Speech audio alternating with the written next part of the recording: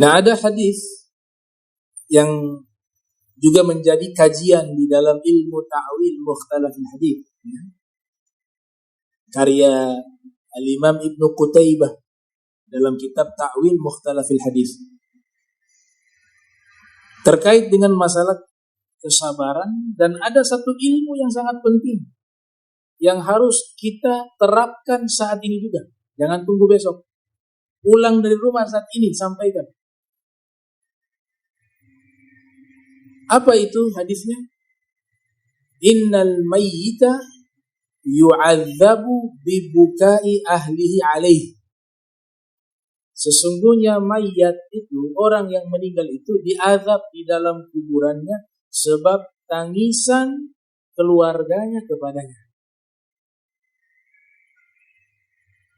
Riwayat ini setelah wafatnya Rasul terjadi perbedaan paradigma di kalangan para sahabat. Ada yang memahami secara zahir, semua yang wafat kemudian keluarganya menangisinya, dia diazab. Ini yang memahami secara tekstual. Ditanyakan hal ini kepada Ibnu Umar. Wahai Ibnu Umar, kami mendengar hadis Nabi mengatakan si mayit, orang yang wafat itu diazab di dalam kuburannya sebab tangisan keluarganya kepadanya. Ma murad bihadzal hadis? Apa yang dimaksud di hadis ini? Kata Ibnu Umar sesuai teks, ya, kalau ada seseorang meninggal, keluarganya menangis terus tanpa henti, maka dia diazab.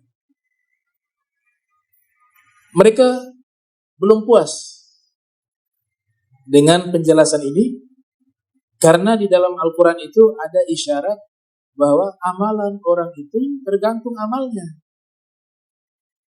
Yang melakukan orang lain kok yang ditimpa azabnya si mayit. Ini dalam konsep Al-Quran, dosa jariah itu ada, tapi dosa orang lain dipikul orang lain tidak ada. Dosa pribadinya. Sedekah jariah ada, dosa jariah juga ada, tapi dosa orang lain, azabnya kepada orang lain tidak ada. Itu nanti pembahasan panjang di dalam kitab Izzuddin Ibn Abi Salam. Maka mereka datang ke Sayyidah Aisyah, bertanya, wahai Sayyidah Aisyah, wahai Ummul Mukminin, ibunya orang beriman, ini hadis ini maksudnya apa? Innal mayyita yu'adzabu bibukai ahli alaihi. Orang yang meninggal diazab dalam kuburannya sebab tangisan keluarganya. Maka jawaban beliau menceritakan asbabul wurud. Tidak langsung menjelaskan hadis itu, tapi beliau menjelaskan kronologis daripada peristiwa yang menyebabkan Nabi melafadzkan dan menyabdakan hadis tersebut. Itu dalam ilmu hadis namanya asbabul wurud. Kata Sayyidah Aisyah, pernah dalam waktu satu malam saya dengan Nabi lewatin kuburan orang Yahudi. Di saat itu ada orang Yahudi yang wafat. Kemudian di atas kuburan orang Yahudi itu mereka menangis secara berjamaah. Menangis. Dan tradisi mereka, entah zaman sekarang ya, tapi ini riwayat di zaman Rasul. Di zaman Rasul itu tradisi orang Yahudi, kalau ada orang yang meninggal itu, ada yang banyak menangis kepada mereka, itu dianggap satu hal yang disebut dengan pengakuan dia sebagai orang yang sangat baik. Tapi dibayar. Jadi dikasih bayar dulu. Dikasih wasiat kemudian dibayar. Ini saya bayar ya, saya kasih wasiat, kalau saya meninggal ajak keluarga kalian sebanyak-banyaknya orang, bagi uang kepada mereka, tangisi saya ketika saya mati. Jadi Nabi katakan begitu. Nah, orang yang wafat model begini kemudian kasih wasiat untuk agar ditangisi, diratapi, maka tangisan mereka itu akan menyebabkan si mayit itu diazab dalam kuburan. Itu penjelasannya yang benar. Nah, di sini butuhnya kesabaran dari keluarga. Menangis, meneteskan air mata tidak dilarang. Tapi yang dilarang adalah meratapi. Laisa minna man latamal khudud wa syaqqal juyub wa da'a bi da'awatil jahiliyah. Bukan golongan kami jika ada yang meninggal dunia keluarganya, dia menampar-nampar pipinya, dia menyobek-nyobek sakunya, dan dia mengeluarkan doa-doa orang-orang jahiliyah. Ratapan-ratapan. Kenapa Tuhan begini? Kenapa Tuhan? Kenapa harus ambil dia? Kenapa ya Allah? Itu yang diharamkan. Ini yang satu ilmu ini yang saya katakan kita harus amalkan sekarang juga. Pulang dari rumah, yang punya istri, yang punya anak perempuan khususnya. Karena biasa kalau ada yang meninggal, yang cenderung ke arah meratapi ini golongan perempuan.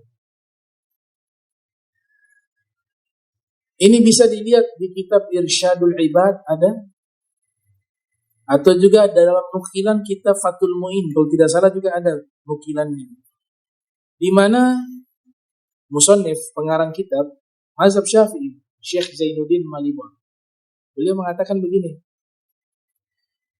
kalau satu saat ada yang meninggal dunia, seorang laki-laki meninggal dunia, dia meninggalkan anak perempuannya, istrinya. Kemudian di saat meninggal dunia, lelaki tersebut, istrinya meratapi, menangis, tidak terima suaminya meninggal. Anak perempuannya juga begitu, tidak terima ayahnya meninggal. Dia diazab di dalam kuburannya. Kenapa? Karena dia tidak mendidik mereka untuk meninggalkan ratapan ketika dia meninggal dunia. Makanya beliau katakan, dia harus berikan wasiat kepada mereka. Wasiat. Didik istri dan anak. Kita ini hidup gak selama-lamanya. Satu saat kalau memang saya meninggal duluan, enggak tahu siapa tahu dia duluan. Satu saat kalau saya meninggal duluan, saya mohon, ya, jangan kau meratapi saya. Nah, begitu juga.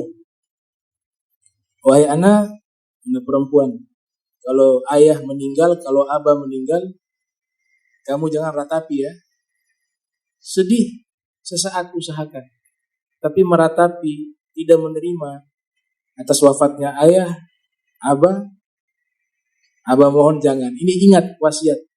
Kata Syekh Zainuddin, dia harus menyampaikan wasiat ini. Sekalipun nanti suatu saat dia meninggal dan istri dan anak perempuannya mungkin terbawa suasana kesedihan, suasana duka, dan meratapi, dia tidak diazab. Kenapa? Karena dia sudah menyampaikan wasiat. Makanya saya katakan pulang dari rumah, habis ini ke rumah, wasiat kepada anak, kepada istri. Kita gak tahu umur kita. Nah, beliau katakan kalau tidak kasih wasiat, kena dia. Mereka ratapi, kita yang kena. Karena sebab apa? Kita gak didik mereka. Kan yang wajib kita, kepala rumah tangga, yang wajib mendidik anak istri kita. Kalau kita tidak berikan wasiat, mereka meratapi, tidak sabar, tidak mampu menahan duka, meratapi, yu'adzab. Kita diazab. Itu bisa dilihat dalam kitab Irsyadul Ibad. Makanya diberikan wasiat itu berkaitan dengan sabar.